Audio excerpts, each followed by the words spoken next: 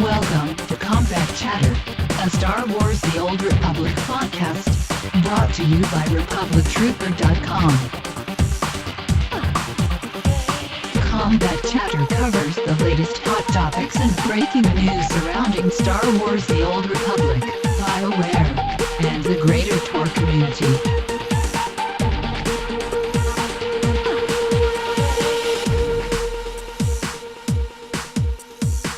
All right, what's going down, everyone? It is time for a new episode of Combat Chatter. I am your host, Andy at Republic Trooper. A quick bit of news in regards to our website, RepublicTrooper.com. Our new forum system went live a couple days ago, so we're really happy to have new forums on our website, because if any of you saw our old forums, let's face it, they were kind of janky. So we got those out of there. They're gone. The new system has a ton of new features. You can check them out on RepublicTrooper.com/forum. So stop by and say hello. Anyways, enough of that. We've got a lot of material to cover on today's show. It's been a busy couple of weeks out there in the TOR community. And before we get into that, I want to do some introductions so all of you out there know who's with us today. As usual, along with myself, we have Dave and Mike from Republic Trooper.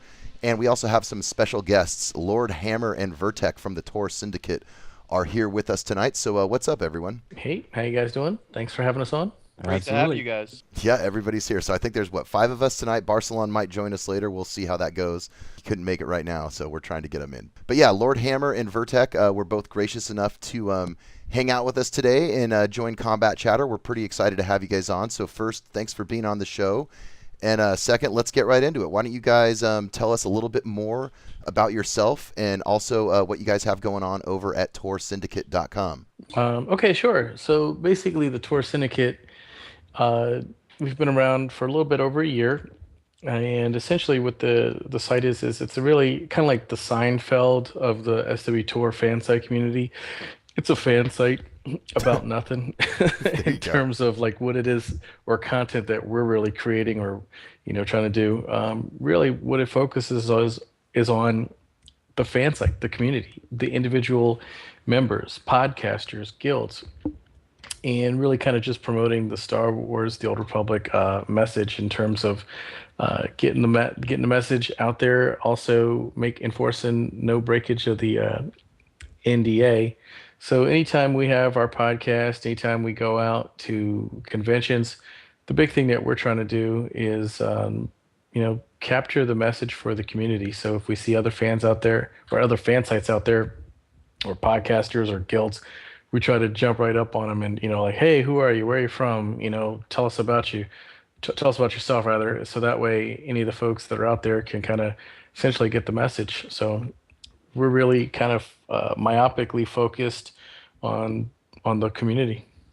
If you're myopically focused, Darth Vader has some good implants. You should find out where he got them. Nice. But I know I've met you guys before, and especially Vertec. It's good to see that you have your porter with you tonight because somebody has to carry the bags. No, but really, Vertec's he's a great guy. He's a good one to have around. You guys are lucky to have his positive energy, and I say that sincerely. Let's get a little bit more into what got you into the site. I mean, have you guys been Star Wars fans your entire life like millions of us? Have you been gamers? Have you been both? Give us a little background. Well, I know me personally, I've been a gamer since I discovered the darn things and just been kind of slightly addicted the whole time. Star Wars, I've been, I guess you could say, a casual fan. Like, I didn't seek out content, but whenever I found it, I would dig into it. I actually had a buddy about a year and a half ago that wanted to get me into reading about SOTOR, and I said, you know what, there is no release date, there's no this, there's no that. I don't want to get psyched up, way ahead of time. And I ended up jumping into the SOTOR community. I'm still a baby in it. I didn't even jump into this until, I want to say, like May of this year. Have you ever played any of the other Star Wars games, Vertec, like the RTS games or the first MMO, Star Wars Galaxies, or anything like that? Well, Star Wars Galaxies was at a weird, awkward point of my MMO life. I was doing a bunch of beta testing and basically jumping from one beta. As soon as it would go gold, I'd jump into another, and I heard about it. And then by the time I went to try to jump in and play it, I heard that the whole Sony experience happened to it, and I just didn't even bother at that point. Yeah, it was bad, man. The Sony experience. So when you were ready to jump into it, you found out that it got hacked and all the information. Oh no, you mean the combat change? Oh, the other Sony experience. The I NGE. Yeah, but I Game mean, Destroyer. as far as Star Wars games, I mean, I played like all the Nintendo ones and Super Nintendo, and I was all into them. They were tough as nails too. Since then, I really hadn't played any until a little bit ago. I played KOTOR, and I actually still, now that I think about it, have to go back and finish KOTOR 2. And go ahead, Lord Hammer. Yeah, I want to hear your background in this stuff. I was gonna say that most of the Star Wars games over time have been like okay, but it wasn't until KOTOR came out with BioWare that, in my opinion, just completely changed the name of the game. And obviously the role-playing experience, they just took Star Wars to a whole other level. So the real reason why I'm completely gaga over this is I had said that I was never going to play another Lucas game after SWG, after that atrocity. But secretly, I was always hoping that they could redo an MMO right and have a quality company like BioWare do it with, the KOTOR timeline. And lo and behold, as soon as I heard that that was coming out, again, I was just, laser focused on tracking it down. So I do like Star Wars, but I'm not a super Star Wars fanboy. But what I am is a BioWare fanboy, and that's just what's got me completely dedicated to trying to promote this game, get it to be as big as it can be, make sure that there's, if nothing else, a decent cross-section of community, moving forward. Dave happens to be a BioWare fanboy as well, but you mentioned something about making it as big as it can be with the community, and your guys' site's gotten pretty large. How many guilds and fan sites and all that do you have now that are members of the Tor Syndicate?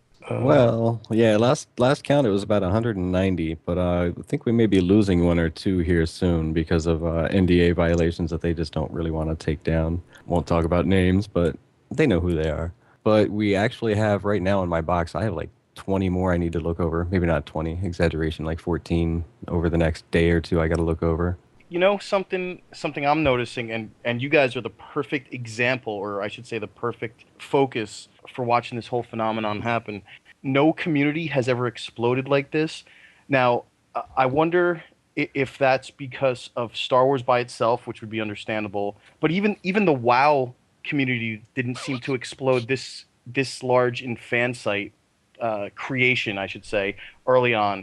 Do you think it's just because of Star Wars and BioWare, or do you think technology maybe has something to do with it too? Because, I mean, come on, everybody's doing podcasts now. Personally, I think it's a little mixture of all of them, plus the fact that they all realize that right now the game isn't live, so they can try to make a fan site and try to make a name for themselves before it goes live, because people are reading around on all the information. So if they get picked up by, a decent fan base that likes what they do, they might continue with it. And if not, hey, the game will launch and then they can play the game. Guys, lately it seems that fan sites are coming out of the woodwork. I mean, there are literally hundreds of them out there. And there'll be days where I literally see 8, 10, 15 new ones that I'd never even heard of before. I mean, what do you guys think will happen after launch? Do you think they'll fall down, there'll be a small percentage left, or what? That's interesting, because that's something that we've been working on or thinking about ever since we even started, back when we thought the game was coming out a long time ago. And I think what's going to happen is the vast majority are going to just, disappear. I think that you're going to see most, because like you said, most people are going to be able to play the game, so everyone's going to be able to get all the information at the same time, right? So you got to have a niche or a hook or something that's capable of scaling. And for all the people who just have and I'm not trying to be cruel, so I hope this is not taken negatively, but if all you have is a WordPress site and all you do is regurgitate the the Friday update, I mean, that's only going to last so long. There's only so many of those sites that can actually scale, and specifically those that have like staffs, not just, like the one or the two people kind of running them. But what I think also is that you're going to see some very strategic ones appear. So kind of like you were saying, everyone's getting into podcasting, everyone's getting into blogging, everyone's getting into this. Well, that's a couple of reasons. A, it's definitely because before there was a WoW, everyone was always talking about Evercrack, EverQuest, right? That was the MMO, and they had like, 200,000-300,000 accounts, and that was just unheard of. And then now WoW's got millions. So they just took it to that whole next level. Because of that, they have things like Wowhead and The Instance and all these credible businesses, podcast businesses or website businesses that either make tools to make the game more efficient or fun or easier, or they come up with things that'll help you try to figure out the game, which just didn't really existed. They were, sparse and few and far between. So now you take, a 2011, all these people that are used to those things as standards want that. So there's a demand. In addition to that, you now have so much more technology that's accessible, right? Like I didn't know about WordPress prior to 2 years ago. Now WordPress is so simple, anybody can get to it. So it is truly a combination of that. Again, what's the differentiator? I think most of the people that are just doing it because they thought it was going to be a cool little hobby are going to fall to the wayside. Those strategic players like Wowhead or Curse or The Instance, or those people who are already making big coin or a very big name for themselves in WoW, I think they're just going to keep the dollars moving, and they're just going to come up with a spinoff that is SW Tour focused, if that makes any sense. So either right before launch or right after launch, you'll see the ZAM site, you'll see the Curse site, which Curse just bought Darth Vader, right? So I think that's what's going to happen, and then it'll just kind of filter its way out. So what's my cut when we can get somebody to buy us out at Tour Syndicate? Yeah, Barcelon's here. I mean, Welcome, let's sir. skip to the important stuff. It depends on how many more promotions I get by then. Barcelon wants his 99%. How many more promotions you get, Vertec? You've already climbed the top of the ladder in 3.5 weeks. So Vertec are you working the deal for us? Is that what you're saying? I might be a part-time broker. Vertex says he's never going to bring donuts again. Please welcome Barcelon. He will be my legal counsel and do the questioning for the rest of this event. Yeah, yeah, Barcelon. We're for sale right now, dude. Do you want to do something about that? How much we talking? Dude, we'll take nothing less than $45.15. Exactly. Republic Trooper. Hey, and then is the my cut still only $1.50 or $1.12. Right. They demanded that we let you go as part of the merger, Mike. Sorry. Not again. It's an efficiency Hey. upgrade. Sorry, Mike. Sorry Vertec, about being you fashionably out late to the podcast here, guys. I totally lost track of time. Ironically enough, I was editing a podcast when I lost track of time and glanced at the clock and said, "Oh crap, I'm supposed to be on another podcast." So. We don't have to have perfect podcasts on Combat Chatter. In fact, ours is like the Trooper. We're, hey, you just showed up on the battlefield. We thought you were dead, man. We thought you were dead. And That then happens to me a lot, actually. So. What, people thinking you're dead or showing up Yeah, late? exactly. Yeah. It's the listener's choice. They get to go. with Oh, that one. there goes the show, kids. There goes the show. Depends Thank on if you goodness need for the light side or instant dark side progress. points on which choice you make there. So. Yeah, okay, troops. I guess we should get focused. When Andy says that, it's usually like Dad yelling at me. So, Yeah. No, but everybody out there listening, Barcelon has joined us from Tour Syndicate as well. So we got 3 of those guys with us now. So Barcelon, welcome to the show. We're super happy to have you, or super happy, I should say, to have you with us. And you came in right at the perfect time. We're talking about Tour Syndicate and what you guys are up to over there. So Hammer and Vertec had been explaining how much the site has been growing and kind of some of the things that you guys have been in discussions about, like in regards to what do you think is going to happen to the Tour Syndicate community after the game launches, right? Will a lot of your guys' sites stay around? Will the members still be there? The running consensus seems to be that a lot of them might possibly fall to the wayside. If that's the case, what do you guys have kind of in store to either prevent that from happening or, mitigate that, I guess, happening? Because you don't want your community to fall apart, right? Well, basically, what we have in place is Vertec. There you He go. does everything. Send him to Twitter. Firewall is in place. I think it also has to do a lot with what the nature of the site is, because if they have made their name entirely on covering news about the game pre-launch, and that's the core of what they do, and they don't have a lot else besides that, it's going to be a lot harder to maintain that post-launch because, well, the NDA's dropped and everybody's sharing information, and BioWare wants to push out as much as they can about everything, and until they come out with another release of information post-launch, you're kind of stuck. So I think if you're not able to adapt to that, you very well may disappear. One of the advantages we have on the Tour Syndicate, while we cover news from time to time, that's really not our main thing. Our main thing is community and exposing others to other communities out there and other resources that's out there and other groups and organizations that's out there. And there's always going to be that. while we have some ideas in mind for things we might do post-launch to expand upon what we already do, I think the essence of what we do will still be 100% viable after launch.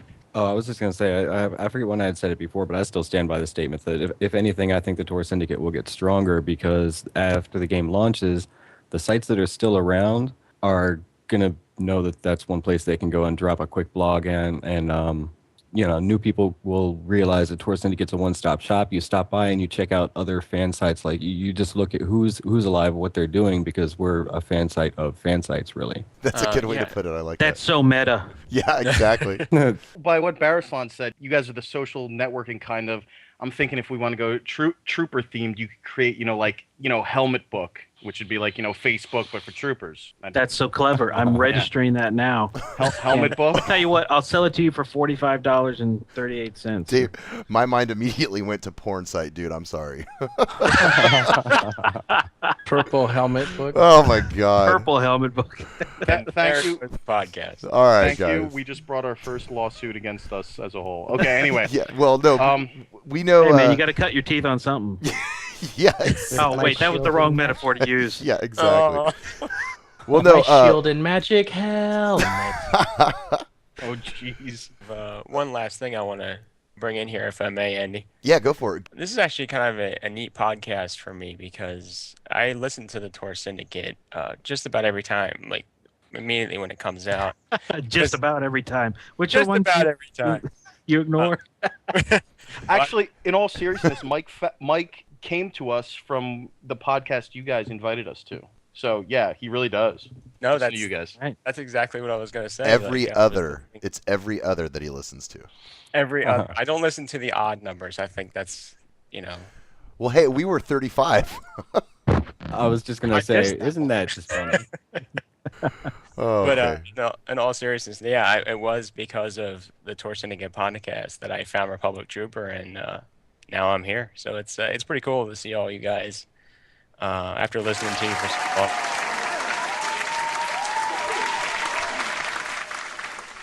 So gracias. Yeah, that was applause. Wow, for- man, this is like a real Oprah moment Yes. going on right now. Actually, yeah. Now, if Here. you all look under your chairs. How about some Where- Dr. Phil? How about You some all have a Dr. beta Phil? key. Is it a Do you fat realize is it a that fat this is a Oprah or a big skinny problem? Oprah moment? I'm not sure. I need to Well- get some Oprah soundboards. That would be awesome. We need to insert that later, Andy. Yeah, yeah. All right, guys. I'm gonna wrap this part up. Like we were saying earlier, we're returning the favor. You guys were very gracious to us and brought us on your podcast when we were kind of like a new nobody site, and we're probably still a nobody site. We did find Mike, who's a super talented writer, and his first piece just went up on our site last week. So, we're big fans of the Tor Syndicate, and we're members. And you guys definitely have from what I can tell, it's a massive community and it's growing. And everybody out there who doesn't know about it, you need to go check out torsyndicate.com and join those guys. It's a great community. There's a lot of Star Wars fan sites, lots of information out there. Don't expect NDA violations from Tor Syndicate. They're like us. They play by the rules. But yeah, lots of good stuff to find out there. So again, thanks to Hammer and Vertec and Barcelon for hanging out and talking about Tor Syndicate. And I think now we're going to move on to just some kind of in general TOR topics that have been out there in the Star Wars The Old Republic community over the last couple of weeks. And I know the big one on everybody's mind is Dave, and I believe Vertec and some of the Tor Syndicate guys as well are fresh back from New York Comic-Con. So how was it, guys? What'd you think? I loved it myself. Yeah, I gotta be honest. I thought it was probably one of the best cons I've been to. I had more fun there than I did at E3, if that makes any sense. Was that partly because of the city? In all seriousness, I mean, I think Manhattan is just such a great backdrop. It was a couple of things. It was a PAX East and New York Comic Con. I liked because I'm on the East Coast, so just that makes everything fundamentally easier, and you can just kind of mentally relax a little bit. But beyond that, it was a fan convention, whereas E3 is all business. So everyone who wants to do it, it was like a bucket list item for me. But when people say it's a work event, they are not BSing. There are people cutting deals left and right. And it is a working business function. New York Comic Con was not. It was totally for the fans. People were just having fun. Additionally, I wasn't a one-man show like I am at most conventions. I had 4 people or 3 people working with me. So it was just great. I had Vertec there, I had the guys from TGN, and so you could kind of distribute the load physically of stuff to carry, but you could also distribute responsibility. And we just had a great time hanging out, seeing things. We did work, but we also played hard. And it was just an amazing time. People were totally cool for a big convention. They weren't stinky. Like you go to a PAX, by day two, the funk zone is at like nine Yeah, out they of are, 10. dude. Dave was commenting about that from PAX. He was like, "Oh man," he's like, "I don't even know if I want to go back in the convention center. It reeks in there." It does. I mean, and that's what I mean. Unless you go to these game conventions, you probably just don't realize that. But you go to PAX Prime, it is funky. And by day 2.5 on PAX East, it's functified. Here, I guess people just understand what soap is, but I don't know. It was just a great Hey time. man, that's So, the East Coast for you, man. hell yeah. We're more civilized over here. I've So- tried to tell Andy that so many times, but he just goes, "Hey, dude, I gotta go surf or something." And I don't even understand what he's saying. I don't understand that West Coast accent. It's very thick. Dave and I are beefing. Dave and I are beefing right now. West Coast, East Coast. I guess using more soap and more water is just not green. So, it's just more of a West Coast thing not to do that. I don't know. I find your lack of deodorant disturbing. We need to talk about your deodorant. I don't use any. Well, that's what we need to talk about. Yeah, exactly. So, what did you guys think, though? I mean, outside of just in general, like, what did you think about the TOR news that came out there at Comic-Con? Did you get a chance to sit in on any of the panels or anything like that? Every one of them, and to be honest, they'd announced beforehand that there weren't going to be any big like reveals. Yeah, there were like 3. So yeah, every one of them. Yeah, they announced there weren't going to be any big reveals or whatever, just new things to look at. But to be honest, when you take all the small stuff, it actually was a pretty good amount of reveals. And something that is a major reveal in my eyes, actually huge, is the number of flashpoints doubling and the number of operations doubling. That's actually huge. And I'm somebody, I love dungeons. And let's face it, Flashpoint is, dungeon spelled with a whole bunch of different letters. I love single group content. So the more you can throw my way, that's major in my eyes. Well, not to mention, like, just looking at, the game that shall not be mentioned, I don't think they had 15 instances until they were into their first expansion. I'm still wanting to go back and really count them up, but I don't think they got that many until then. You're right. Hello Kitty Online did not have 15 instances until Yeah, Weren't there only like 7 to begin with? I think it was 6 or 7. Yeah, even Molten Core didn't come in for what, 4 months after launch or something like that. he's talking. I think he's talking 5-man. So, well, it depends what you consider endgame, because a couple of the things like the temple, some of the like low 50 stuff was actually challenging enough and gave good enough gear back then that people ran it for quite a while at 60 before they started hitting stuff like lower Blackrock and such. I was gonna say, if you say BRD, I'm gonna go jump off my roof right now, dude. Dude, I'm gonna tell you something. BRD is the ultimate dungeon. Okay, it's the dungeon for people who aren't like I'm gonna say it here. I'm gonna say it. It's for people who aren't in that ultimate casual crowd who are like, dude, we've been in this dungeon for 15 minutes. I have to go like talk to a dog and mail a letter. I've been playing. Take a this game shower, too long. use some deodorant. Right. It was fun the first 300 times. But, Dave, you mentioned a good point, and that kind of brings us to the next topic we were going to talk about, was some of the information that came out in the last few Friday updates. And one of them was specifically from New York Comic Con, where they said 15, I think it was 15 flashpoints at launch. I think what they said was there's going to be 11 per side. There's 4 that are like exclusive between the two sides, like Republic will have 2 and Sith has 2 and 11 are shared. They didn't give a concrete number. That's what I was positing, was at least 11, because they said 2 to 4 are going to be side specific. So they weren't sure, but yeah, 11 is the safe bet. And like they said, they'll all have hard mode for those who only speak Blizzard, heroic mode, Right. Which means they'll all be playable. They will span the entire leveling curve, but everything will have a level 50 version. Well, and on top of that too, didn't they mention? And I wasn't there. You were there, so I'm asking. But didn't they also say confirmed at launch 2 end game operations instead of 1? Oh yeah. Yeah, Vertec. That is true. That's And awesome. And it's hut themed. All right. Yeah. Oh, the That's new what one has the- me all twisted. That's pretty cool. So the new one, is it on Nar Shaddaa or something like that? Vertec Or did has they a say? hut fetish. Yeah, they're cute.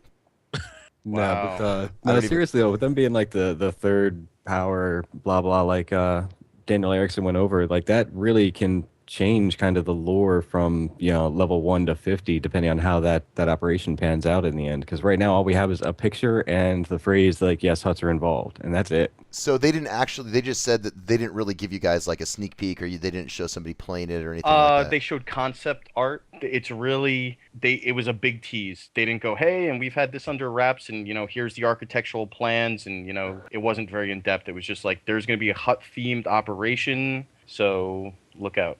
And here, look at this picture, which is like you're peeking out of like a hut closet and just seeing it chilling, laying on a bed or something. I don't know. That sounds messed Yes. up. Kind of creepy. Yeah, that sounds totally messed up. Let's see what else. Oh, didn't they announce Hut voyeurism. Wow. yeah, hut voyeurism? I don't really know if that's an instance you want to run.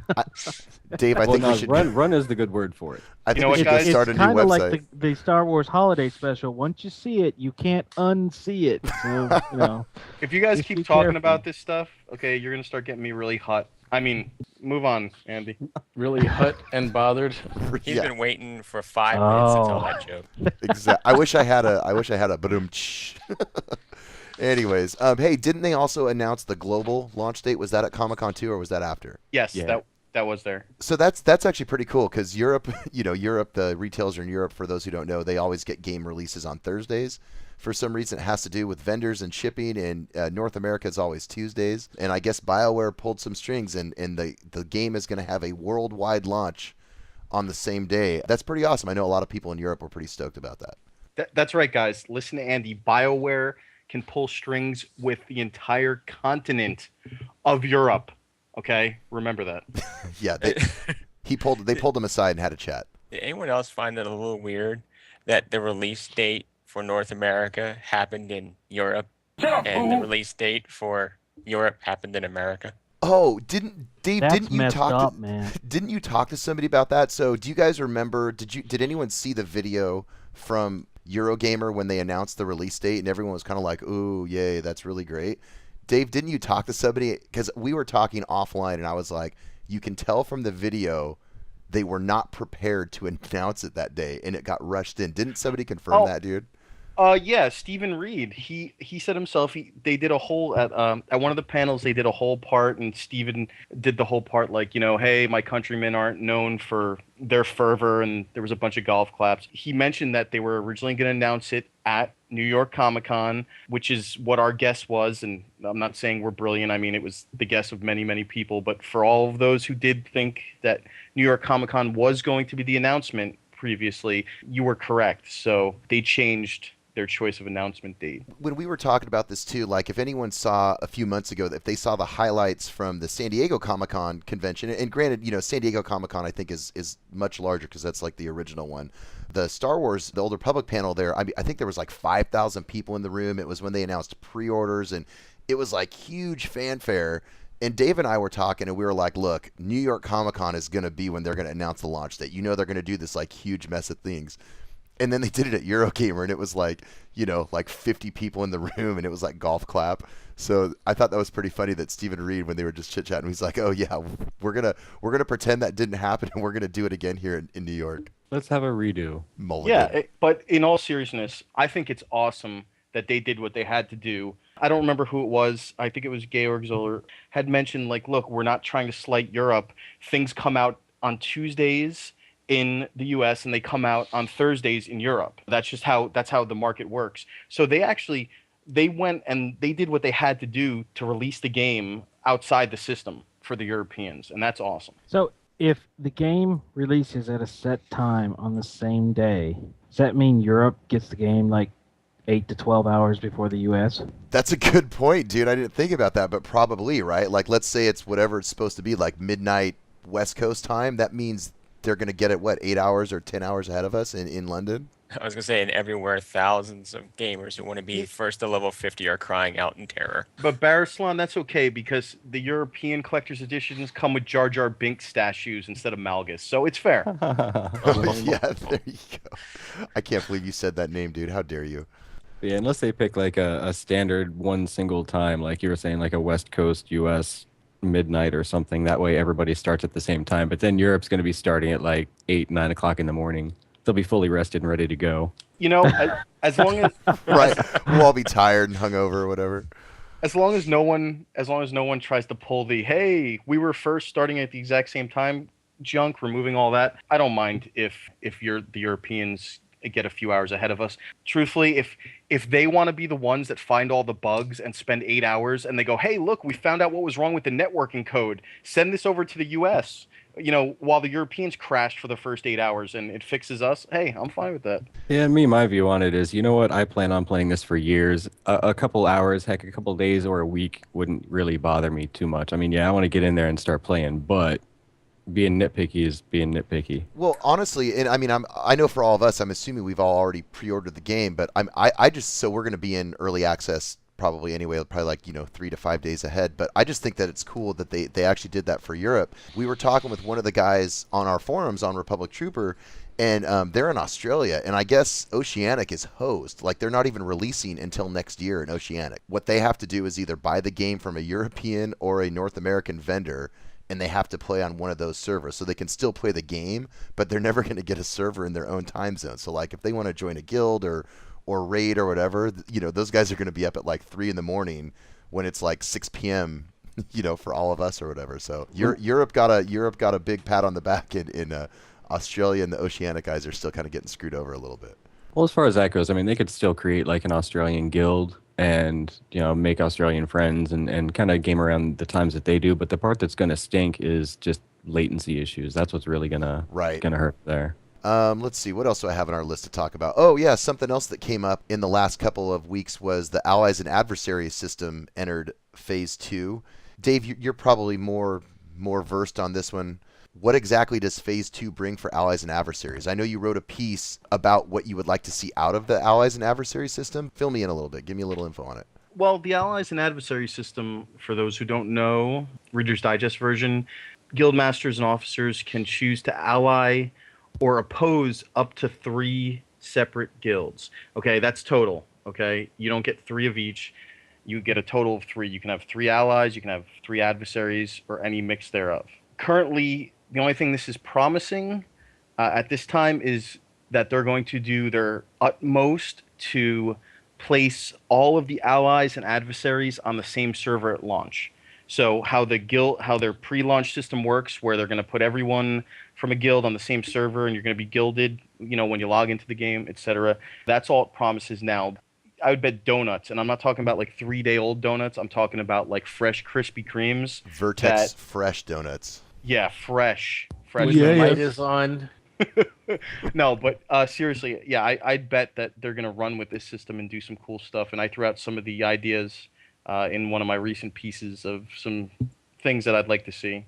Well, we were talking about that too, and honestly, I think that this system, and I mean, I don't know what they have in store, but I think that this system could be something that really is revolutionary to the MMO genres as how they're doing like I could see, like we were talking, Dave, a joint raid where like the boss is in the middle and Sith enters from one portal and Republic enters on the opposite side from another portal, and they have to like raid their way to the middle, and then you could have like an epic PvP battle in the middle of the raid instance or the raid or whatever to see who fights the boss. Like, there's all kinds of cool stuff like that.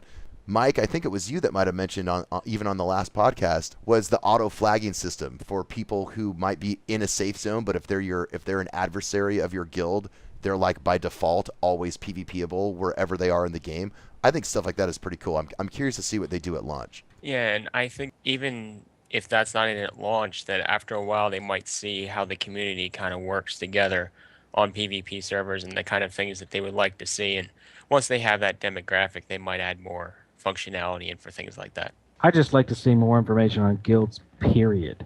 I mean, that to me has been the one area that, I mean, how much have they said about guilds other than we will have guilds and you can get into your guild at launch if you register here on the site? We know very little about what mechanics will even be available for guilds. As far as I know, I don't think they're going to have like guild housing or any kind of guild incentives or guild levels, or if they have any of this, I haven't heard anything about it. I would love to know more about guilds, and maybe they don't have a lot at launch, and that's why they haven't said a lot. That's a good point. Yeah, they said they're not promising much in the way of guilds at launch, but they'd like to institute as much as they can that the players are interested in. And one thing that they keep reiterating, if you follow interviews and what the devs have been saying for months now, they really try to drive home the point that if the players really want it and we can make it happen realistically, we will. One of the things that got me the most excited was when Daniel Erickson said, hey, when somebody basically said, hey, what about freeform space combat? Now, he didn't say it's going to be in, okay? So before anyone attacks them and, BioWare sends Men in Black to erase me forever, okay? He said along the lines that if the players really want it in, I don't see us saying no, which once again is if we can make it happen and we have the resources, then yeah, if it's realistic, we'll do it if that's what people want. Well, I think that's, I mean, they're in a business and we're the customers. So I mean, they're going to do that regardless if it gets them more customers and keeps people around longer and they can make it cost effective. Yeah, they're going to do anything. Barcelona brings up a good point though about Guild specifically, and maybe, I've heard rumors out there that before launch, there's still supposed to be like one more huge reveal about a system in the game, and like they've kind of already done like companions and space combat and a lot of this junk, and I'm thinking that it might be around the Guild, because if you look at some of the tools that BioWare is already building for guilds pre-launch, I don't think I've ever seen that in an MMO before. So hopefully, we're like 56 days away from launch, so hopefully in the next month or two we'll get a big reveal about the actual guild system, the management part of it, the different components in the game, all that kind of stuff. But kind of to your point, I agree. I don't think that they've said enough about what that would be guilds can great expect. if it was, and I've wondered the same thing about that. They kind of said, well, it is a big deal. Well, it depends on what you like, whether or not it's a big deal. Their last mystery reveal, but I just hope it doesn't end. I hope it ends up being something more than here's your guild channel, and you get to see when your friends on your guild are online, and that's about it. Right. So I hope it's something more than that. Yeah, the big thing I'm hoping for that they've already said would probably not be in for launch was Guild Bank. What they seem to be doing, and it's a smart way to go, I think they're staying to the concept of under-promise and over-deliver. I mean, guys, let's face it, a lot of big games, EverQuest, WoW, I mean, the icons, they had a lot of dungeons. Both EverQuest and WoW didn't have their first raids ready at launch. Like I said, BioWare's coming out, and they're doubling the amount of flashpoints. We found out they're doubling the amount of operations at launch. They've said from several sources, everywhere from Charles Boyd, the writer of The Trooper, up to Daniel Erickson, they're already working on post-launch content. They're on it. They're already on it. So they've got factions of their people done with their launch work and past it. I'm just gonna throw that out there, or this out there, that all I want from guilds would be cool to have a guild starship, like a destroyer. Yeah, That's your guild They're That would be working cool. on that now. That's on the wall of crazy, isn't it? They No, want to do they're- that, like guild No, ships they're- or something. Well, it's actually the not- Wall of Sanity now. I guess they had to change it because some dude at BioWare or EA or something didn't like the name the Wall of Crazy, so now they call it the Wall of Sane, I guess. I think it was James Olin, I believe, if I'm not mistaken. It might have been a joke.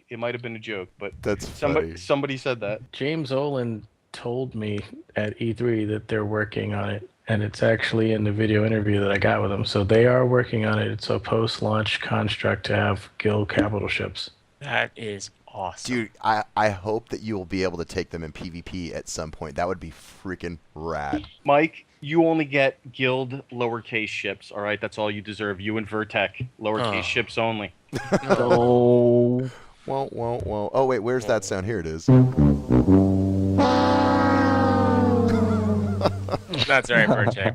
We'll just disable their thrusters and their hyperspace thing, and then we can get out. All More right, maneuverable. guys. That's all I got to say. More maneuverable. There you go. So one last thing that we want to go, we're going to wrap up here in a minute, but we did get a question from one of our Twitter followers. He also hangs out on our forums, Outlander, and he wanted to know what myself as well as the other hosts of the show think about an instant dungeon queuing system in TOR. I don't believe that that's in the game. He's basically thinking something like what Blizzard implemented with World of Warcraft in the looking for group system. What do you guys think about that? Would you like to see something like that in the game?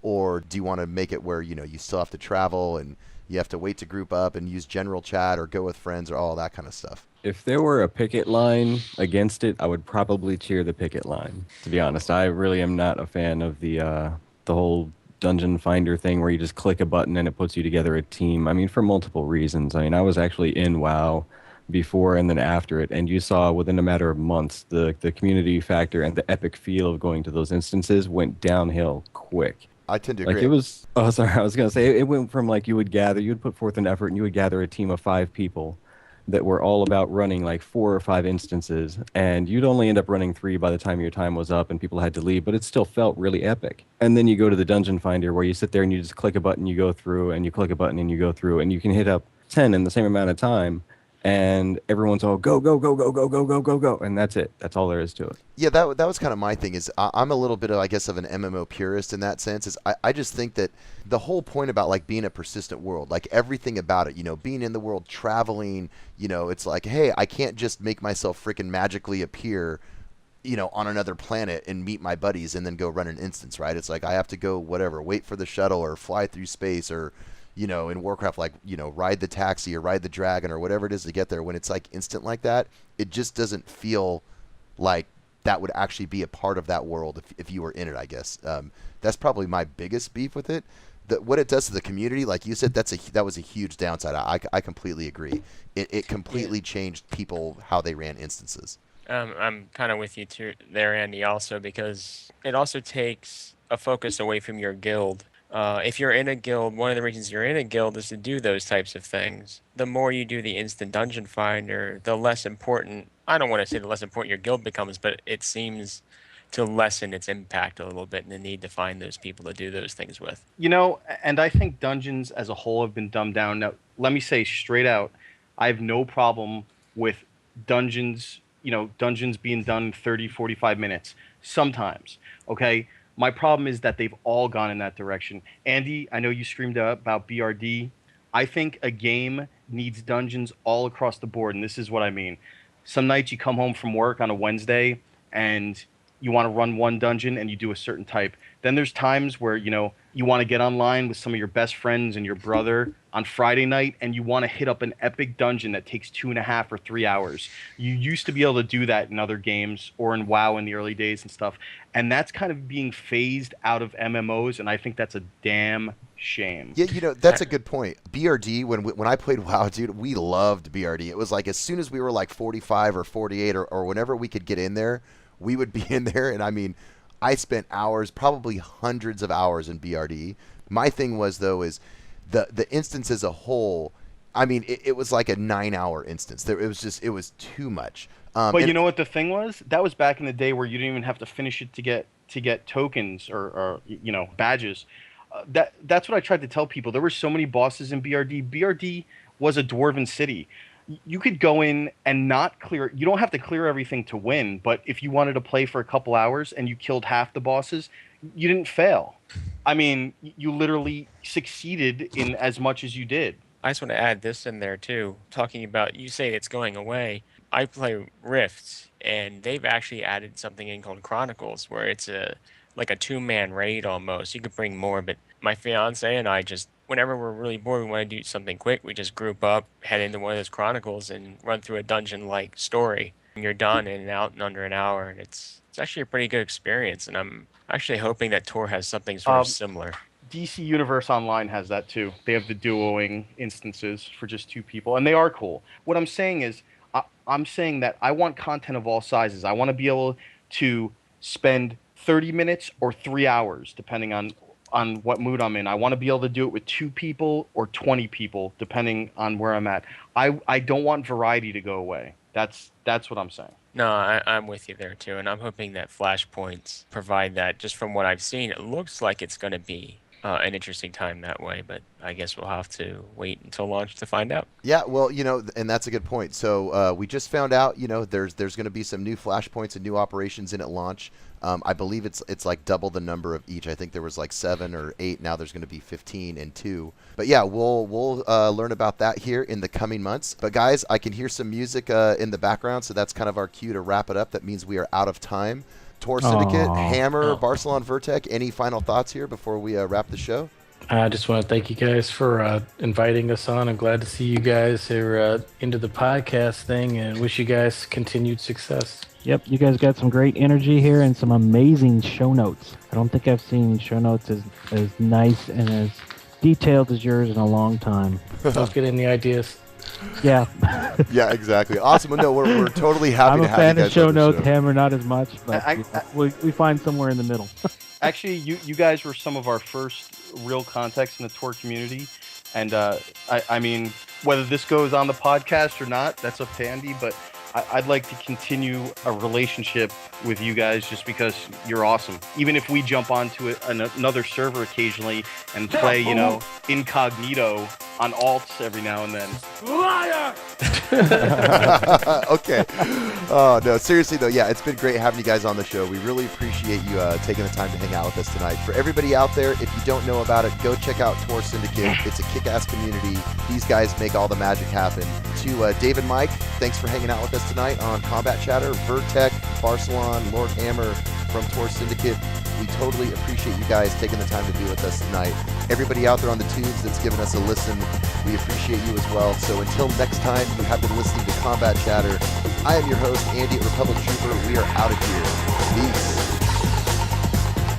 You've been listening to Combat Chatter, brought to you by RepublicTrooper.com. Join the community at www.republictrooper.com, on Facebook at facebook.com/RepublicTrooper, or on Twitter at Republic Trooper. Thanks for listening. Tune in next time.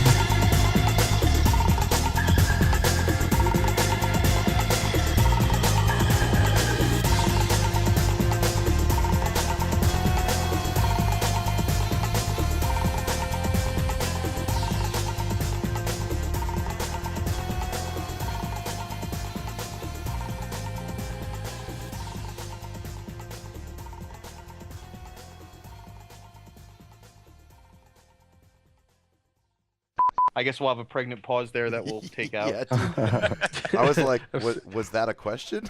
No, Yeah, I was just making yeah. a comment. That was organic. I just thought someone would jump in. Damn it, Okay. Dave. So, Okay. Yeah, it was like, sounded like one of those like intake of breath, and then you were gonna say something else. I was waiting. Yeah, I was like, That's what I thought, too. I'm like, come on, Dave. I'm a hardcore gamer. I paused the mic. I had to go in my bucket next to because the bathroom's 12 feet away, and that's a lot of steps. All right. Well, here you go. Take- Now I take- forgot what he said. Here, Take it, Vertec. wait here. I'll restate the question, Your Honor. Hey, this is Lord Hammer. Sorry, I gave you a countdown right. Oh, dude, that's the best, man. That was like, hey! All right. I know you lost some of the spontaneity, but do it again. Hey, this is Lord Hammer, And this is Barslan, And Vertec. and you're listening to Republic The Trooper, podcast. the podcast Podcast. that is Republic Trooper. Trooper. Be funny. .com. Yeah, .com.